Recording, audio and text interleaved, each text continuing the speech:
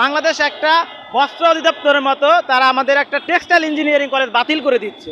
কারণ তারা চাচ্ছে না বাংলাদেশ টেক্সটাইল শিল্পে আগিয়ে যাক, তারা চায় এই বাংলাদেশ যাতে ধ্বংস হয়ে যায়। এই ভিজা আমাদের জলকামান নিক্ষেপ করছে, আমাদের লাঠি চার্জ করছে, তারপর আমাদের অনেক ভাইদের উপর লাঠি চার্জ করছে। তারা আমাদের শুধু শরীরে আঘাত করে, আমাদের মাথায় ওটা আঘাত করছে। আমার এক ভাইয়ের মাথায় আঘাত করছে, আমার ভাইয়ের মাথায় জখম হয়ে গেছে, পায়ের গোড়ালিতে অনেক পরিমাণে আঘাত করছে। আমার অনেক বোনদেরও আঘাত করছে।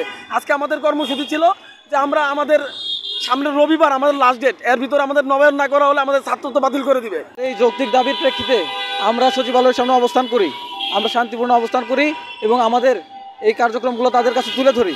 কিন্তু তিনারা আমাদের হঠাৎ অতর্কিত আক্রমণ চালায় আমাদের উপর।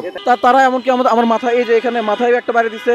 আমাদের প্রধান দাবি হচ্ছে Narsingdi textile engineering college Narsingdi প্রতিষ্ঠিত হবে, এটা থাকতে হবে। আমাদের মেইন দাবি এটাই, নরসিংদী টেক্সটাইল ইঞ্জিনিয়ারিং কলেজ নরসিংদীতে থাকবে, এটাই আমাদের মূলত আন্দোলন ছিল এবং এটাই আছে। কিন্তু আমাদেরকে টাঙ্গাইলে শিফট করে দেওয়া হয়েছে। 6 মাস তাদের পিছনে আমরা প্রত্যেকটা সেক্টরে গেছি, যেখানে যেখানে যাওয়া যায়। তো যাওয়ার পরও তারা আমাদের কথা মানেনি এবং হুট করে তারা আমাদের বলছে নরসিংদী টেক্সটাইল ইঞ্জিনিয়ারিং কলেজ বন্ধ করে দিয়ে তারা আমাদের অন্য কোথাও শিফট করে দিতে চাচ্ছে।